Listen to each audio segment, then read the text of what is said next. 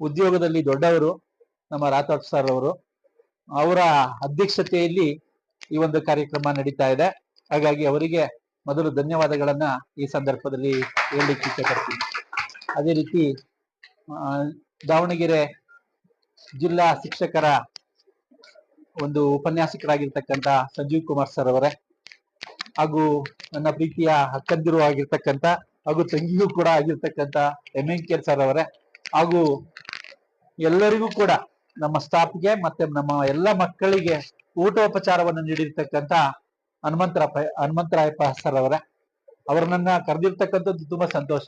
ಕಾರಣ ಯಾಕಂದ್ರೆ ನಾನು ಪ್ರತಿ ಸಾರಿ ಹೇಳ್ತಿದ್ದೆ ನಮ್ಮ ಮಕ್ಕಳಿಗೆ, ಹನುಮಂತರಾಯಪ್ಪ ಅವ್ರನ್ನ ಕರೀರಿ, ಯಾವುದೇ ಕಾರಣಕ್ಕೆ ಬರೀ ನಮ್ಮ ಗುರುಗಳನ್ನ ಕರಿಬೇಡಿ, ಅವ್ರಿಗೂ ಕರೀರಿ ಅಂತಕ್ಕಂಥ ಮಾತನ್ನ ಹೇಳ್ತಿದ್ದೆ. ಯಾಕಂದ್ರೆ ಅವರು ನಮ್ಮೊಟ್ಟಿಗೆ ಊಟವನ್ನ ಹಾಕಿದ್ದಾರೆ.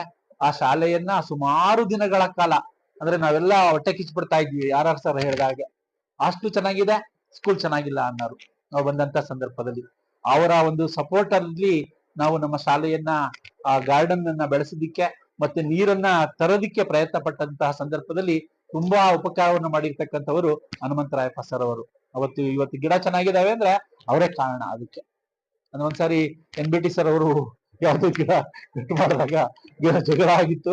ಆಗ ಆ ಸಂದರ್ಭ ಏನಂದ್ಕೊಂಡ್ರು ಗೊತ್ತಿಲ್ಲ, ಒಟ್ಟಾರೆ ಟೋಟಲಿ ಆಗಿದಾವೆ, ಆದ್ರೂ ಕೂಡ ಅದನ್ನ ನಾವು ಮನಸ್ಸಿನಲ್ಲಿ ಯಾರು ಕೂಡ ಇಟ್ಕೊಂಡಿಲ್ಲ.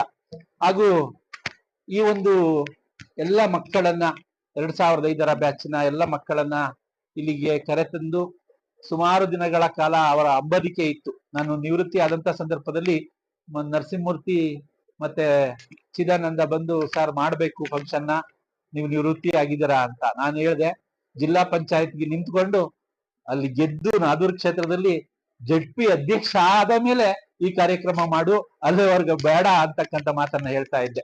ಆಮೇಲೆ ಜೊತೆಗೆ ಈ ಕಾರ್ಯಕ್ರಮಗಳು ಮಾಡೋದ್ರಿಂದ ವ್ಯಯ ಆಗುತ್ತೆ, ಇದನ್ನ ನಮ್ಮ ಶಾಲೆಯಲ್ಲಿ ಮಾಡೋಣ, ಅದೇ ದುಡ್ಡನ್ನ ಮಕ್ಕಳಿಗೆ ಪುಸ್ತಕನೋ ಅಥವಾ ನೋಟ್ ಪುಸ್ತಕನೋ ಪೆನ್ನೋ ಏನೋ ಒಂದು ಕೊಟ್ರೆ ಹುಡುಗರಿಗೆ ಹೆಲ್ಪ್ ಆಗುತ್ತೆ, ಅಲ್ಲೇ ಊಟ ಮಾಡೋಣ ಅಂತಕ್ಕಂಥ ಮಾತನ್ನ ಹೇಳ್ತಾ ಇದ್ದೆ. ಆದ್ರೆ ಅವರ ಪ್ಲಾನ್ ಯಾವ ರೀತಿ ಇತ್ತು ಗೊತ್ತಿಲ್ಲ. ಇಲ್ಲ ಸರ್ ಮಾಡ್ತೀವಿ, ಆಮೇಲೆ ಅಲ್ಲಿ ಮಾಡ್ತೀವಿ ಅಂತಕ್ಕಂಥ ಮಾತನ್ನ ಹೇಳಿದ್ರು. ಅವನ ಹುಟ್ಟು ಹಬ್ಬದ ಶುಭಾಶಯಗಳೊಂದಿಗೆ ನಾಳೆ ಇದೆ ಹುಟ್ಟು ಹಬ್ಬ, ನೆಕ್ಸ್ಟ್ ಮಂತ್ ಜುಲೈ. ಆಯ್ತು. ಆ ಸಂದರ್ಭದಲ್ಲಿ ಇಡೀ ಶಿರಾ ತಾಲೂಕಿಗೆ ಅವನು ಕ್ರಿಕೆಟ್ ತಂಡಕ್ಕೆ ಕಿಟ್ ಅನ್ನ ಕೊಡ್ತಿದ್ದಾನೆ. ಅವನಿಗೆ ತುಂಬು ಹೃದಯದ ಧನ್ಯವಾದಗಳನ್ನ ಅರ್ಪಿಸ್ತೀನಿ. ಅದೇನೇ ಇರ್ಲಿ, ಶಾಲೆ ಎಲ್ಲರಿಂದಲೂ ಕೂಡ ಬರೀ ನನ್ನೊಬ್ಬನಿಂದ ಅಲ್ಲ, ನಾನು ಮತ್ತೆ RR ದೃಢ ಸಂಕಲ್ಪವನ್ನ ಮಾಡಿದ್ವಿ. ಆ ಒಟ್ಟಿಗೆ ನಮ್ಗೆ KS ಅವರು ಬಂದ್ರು, HN ಬಂದ್ರು, ರಾಜಣ್ಣನವರು ಬಂದ್ರು, ಹೀಗೆ ಅಭಿವೃದ್ಧಿಯನ್ನ ಸಾಧಿಸ್ತಾ ಹೋಯ್ತು. ಆದ್ರೆ ಇತ್ತೀಚಿನ ದಿನಗಳಲ್ಲಿ ಆ ಶಾಲೆ ತುಂಬಾನೇ ಹಿಂದುಳಿದಿರ್ತಕ್ಕಂಥ ಶಾಲೆಗಳಲ್ಲಿ ಒಂದಾಗಿದೆ. ಅದಕ್ಕೆ ಕಾರಣರು ಯಾರು ಅಂತಕ್ಕಂಥದ್ದು ಗೊತ್ತಿಲ್ಲ. ಹಾಗಾಗಿ ನೀವೆಲ್ಲ ಬ್ಯಾಚ್ನವರನ್ನ ಒಂದೆಡೆ ತಂದ್ರೆ ಒಂದು ದಿನ ನಾವೆಲ್ಲರೂ ಆ ಶಾಲೆಗೆ ಹೋಗೋಣ.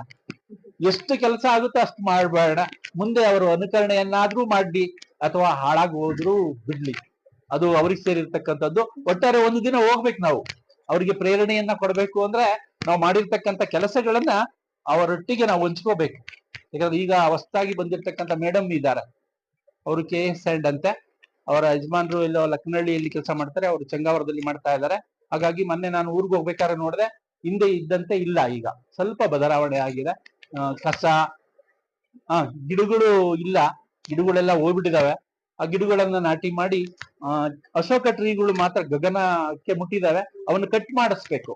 ಕಟ್ ಮಾಡಿಸಿದ್ರೆ ಮಾತ್ರ ಚೆನ್ನಾಗಿ ಕಾಣುತ್ತೆ. ಅವರಿಗೆ ಅದರ ಅರಿವಿಲ್ಲ.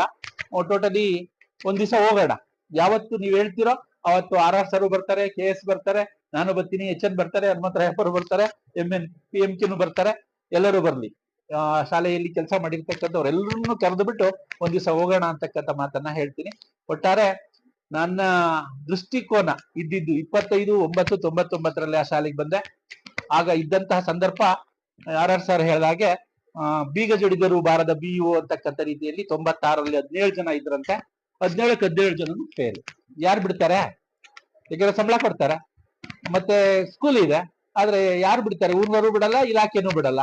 ಹಾಗಾಗಿ ಸ್ವಲ್ಪ ಕಷ್ಟ ಆಗಿತ್ತು. ಆ ಸಂದರ್ಭದಲ್ಲಿ ಆ ಶಾಲೆಗೆ ಬಂದಂತ ಸಂದರ್ಭದಲ್ಲಿ ತುಂಬಾ ಕಷ್ಟಪಟ್ಟಿದೀವಿ. ನಿಮಗೂ ಅಷ್ಟೇ ಚಿತ್ರಹಿಂಸೆ ಕೊಟ್ಟಿದೀವಿ, ಹೊಡೆದಿದ್ದೀವಿ, ಬೈದಿದ್ದೀವಿ, ಅದ್ರ ಜೊತೆಗೆ ಸಂಸ್ಕಾರವನ್ನು ಕೂಡ ಕಳಿಸಿದೀವಿ. ಆ ಸಂಸ್ಕಾರವೇ ಇವತ್ತು ನಮ್ಮ ಪಾದ ಪೂಜೆಯನ್ನ ಮಾಡಿರ್ತಕ್ಕಂಥದ್ದಕ್ಕೆ ಸಾಕ್ಷೀಭೂತವಾಗಿರ್ತಕ್ಕಂಥದ್ದು. ಅದು ಎಷ್ಟು ಜನ್ಮ ಎತ್ತಿರೂ ಕೂಡ ತೀರದೇ ಇರ್ತಕ್ಕಂಥದ್ದು. ತಂದೆ ತಾಯಿಗಳಿಗೆ ಸಮಾನನಾಗಿರ್ತಕ್ಕಂಥವನು. ಆ ಸಂಸ್ಕಾರ ನಿಮ್ಮಲ್ಲಿದೆ, ಆ ಸಂಸ್ಕಾರ ಬಂದಿದೆ ಅಂದ್ರೆ ನಮ್ಮೆಲ್ಲರ ಕಷ್ಟ ಅಂದಿನ ಶ್ರಮದ ಪ್ರತಿಫಲ ಇವತ್ತು ನಾವು ನೋಡ್ತಾ ಇದ್ದೀವಿ. ನೀವು ಕೂಡ ಅಷ್ಟೇ ತಂದೆ ತಾಯಿಗಳನ್ನ ಆಗ್ಬೋದು, ಎತ್ತ ಅಣ್ಣ ತಮ್ಮಂದಿರನ್ನ ಆಗ್ಬೋದು, ಅಥವಾ ಅತ್ತೆ ಮಾವಂದಿರ ಆಗ್ಬೋದು, ಎಲ್ಲರನ್ನೂ ಚೆನ್ನಾಗಿ ಇಟ್ಕೊಳ್ತಕ್ಕಂತ ಆ ಸಂದರ್ಭವನ್ನ ನೀವು ನೋಡ್ಬೇಕು. ನಿಮ್ಮ ಮುಂದಿನ ಪೀಳಿಗೆ ಅದೇ ಸಂಸ್ಕಾರದಲ್ಲಿ ಬೆಳಿಬೇಕು. ಆಮೇಲೆ ನಿಮ್ಮೊಟ್ಟಿಗೆ ನಾವಿರ್ತೀವಿ, ಯಾವಾಗ್ಲೂ ಜೊತೆಗೆ ಇರ್ತೀವಿ, ಯಾವಾಗ ಕರೆದ್ರು ಬರ್ತೀವಿ, ಯಾವ ಮಾತಾಡ್ಸಿದ್ರು ಮಾತಾಡ್ತೀವಿ. ನಿಮ್ಮ ಸುಖ ದುಃಖ ದುಮ್ಮಾನ ಎಲ್ಲೊಟ್ಟಿಗೆ ಇರ್ತೀವಿ. ಎಷ್ಟೇ ಕಷ್ಟ ಆಗ್ಲಿ ನಾವು ಅವತ್ತು ನಮ್ಮ ವಿಧಿ ಬರಹ ನಮ್ಮೊಟ್ಟಿಗೆ ಎಲ್ಲೋ ನೋಡಿ, ಬಳ್ಳಾರಿಯಲ್ಲಿದ್ದು ತಂಬೂರಿ ಬಂದ್ ನಮ್ ಶಾಲೆಗೆ ಸೇರ್ಕೊಂಡ್ರು, ಆಮೇಲೆ ಅವ್ನ್ ಕಾಂತ ದಾವಣಗೆರೆಯಲ್ಲಿದ್ದ ನಮ್ ಶಾಲೆಗೆ ಬಂದ್ ಸೇರ್ಕೊಂಡ್ರು. ಹಿಂಗೆ ಬದಲಾವಣೆ ಆಗ್ತಿರ್ತದೆ. ಹಾಗಾಗಿ ನಿಮ್ಮೊಟ್ಟಿಗೆ ನಾವೆಲ್ಲರೂ ಇರ್ತೀವಿ. ಯಾವುದೇ ಕಷ್ಟ ಬಂದ್ರೆ ನೇರವಾಗಿ ನೀವೇ ಆಕ್ಷನ್ ತಗೋಬಾರ್ದು, ಎಲ್ಲರೊಟ್ಟಿಗೆ ಹಂಚ್ಕೋಬೇಕು, ಅದನ್ನ ಹಾಗೆ ಬಗೆಹರಿಸ್ಕೊಳ್ಬೇಕು. ಆಮೇಲೆ ಮೂರ್ತಿ ಚೆನ್ನಾಗಿ ಬೆಳೀತಾ ಇದ್ದಾನೆ, ಬೆಳಿಲಿ, ಉತ್ತುಂಗ ಮಾರ್ಗಕ್ಕೆ ಹೋಗ್ಲಿ, ರಾಜಕೀಯವಾಗಿ ಬಡಬಗ್ಗರಿಗೆ ಅನುಕೂಲ ಆಗ್ಲಿ ಅಂತಕ್ಕಂಥ ಮಾತನ್ನ ಹೇಳಿ